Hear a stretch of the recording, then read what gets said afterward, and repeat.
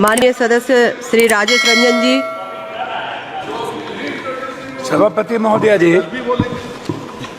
मैं शुरू करूंगा।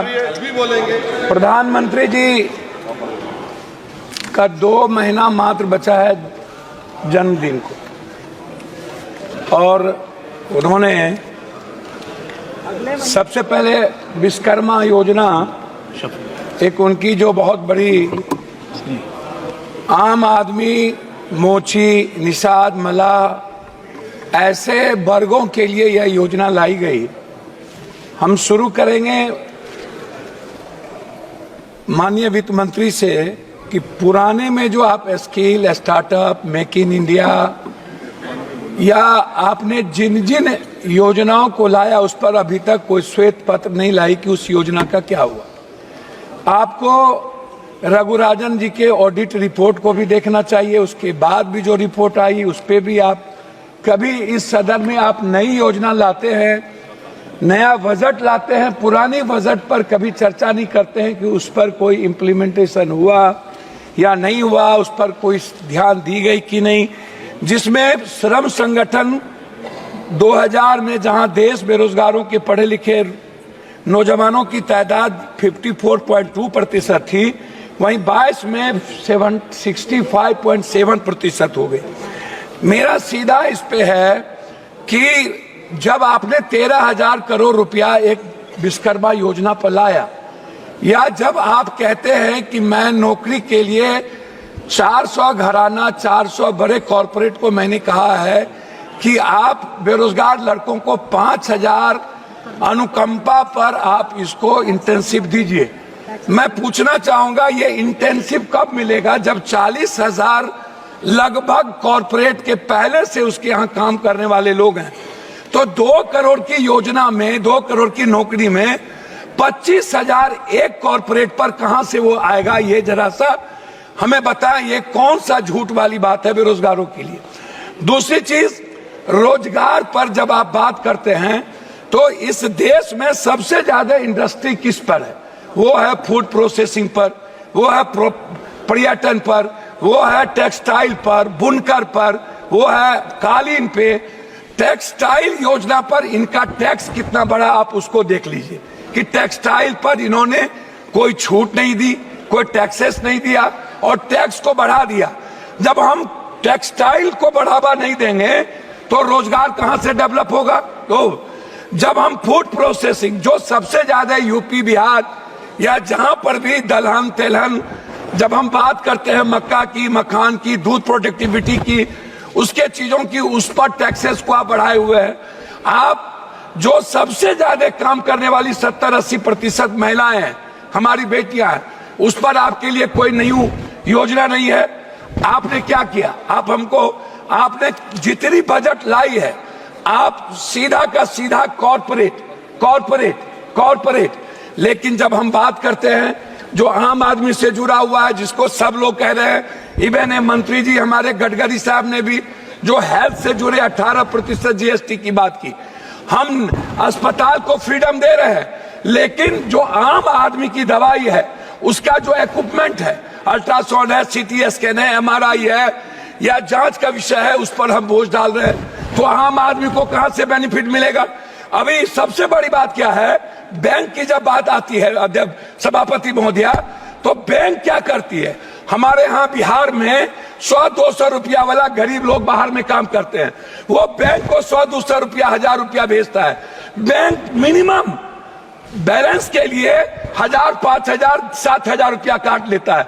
अब आप बताइए, क्या आपने इसको रोकने का कोई प्रयास किया कि बैंक उस पैसे के, जो मिडिल क्लास और गरीब का पैसा है, जो बाहर से अपने माँ बाप को भेजता है, वो पैसा ना काटे?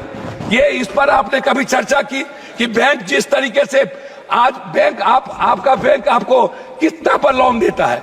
आपने बैंक को क्या बेनिफिट दी, या बैंक को आपने क्या कहा? जो बांग्लादेश में आज जो मोहम्मद यूनुस को वहां बनाने की मांग उठी, क्यों उठा? उसका कारण क्या था? उसके सबसे बड़े कारण थे कि उन्होंने बैंकिंग सेक्टर को आम लोगों के लिए उसके लिबरलाइज, उसको लोन का, उसके ब्याज और उसकी सूद को कम किया। लेकिन क्या मिडिल क्लास कोई गरीब आदमी कर सकता है? हम आते हैं किसान पर, आपने किसान पर टैक्स नहीं बढ़ाया, लेकिन आपने क्या किया? 50 किलो खाद को आपने 45 किलो कर दिया, आपने 40 किलो कर दिया। मैं जानना चाहता हूं कि 45 किलो को 50 किलो को क्यों कम कर दिया।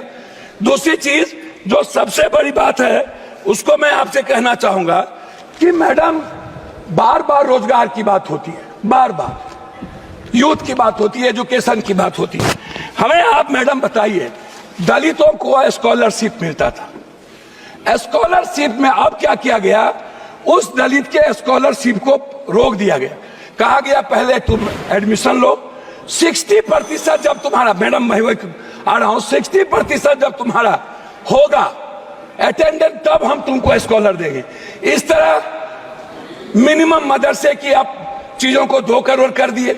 आप अल्पसंख्यक जैसे मौलाना आजाद जो फेलोशिप था उसको आपने बंद कर दिया। आपने बजट को आपने सीधा 117 करोड़ पर ले आए अल्पसंख्यक के लिए। तो जो आप सबका विकास सबकी बात करते हैं नरेंद्र मोदी जी की सरकार। मेरा मैडम लास्ट है बिहार से।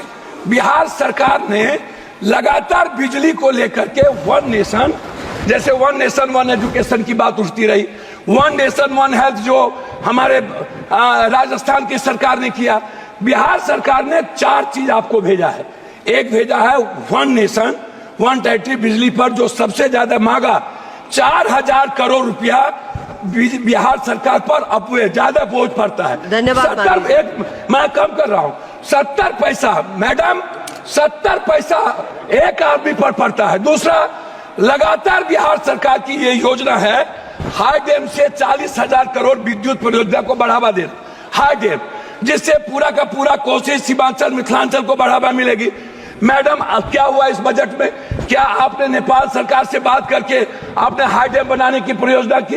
एक तीसरा चीज बिहार सरकार ने कहा है कि हमको 15 लाख, एक मिनट मैडम एक मिनट, बिहार सरकार ने कहा है कि हमको उद्योग को बढ़ावा देने के लिए हमको 15 साल आप जीएसटी माफ कर दीजिए ताकि हम अपने डेवलप करें।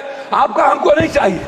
चाहे डालमिया नगर, हमको आईएम की बात हमने किया पूर्णिया में, हमने आईटी की बात किया पूर्णिया में, हमने बात की मक्का और मखान पर फैक्ट्री की, आपने वो नहीं किया। तो आप उल्टे ही सारे के सारे मिडिल क्लास के पर जीएसटी का बोझ डाल दिया। आपने युवाओं पर, गरीबों पर बोझ डाल दी, आपने किसानों पर बोझ डाल दिया, लेकिन आप कॉर्पोरेट को सपोर्ट करते रहे। अब हम लोग को बोलने के लिए पहले आप खड़ा कर देंगे। लास्ट कर रहा हूं, हमको 30 सेकंड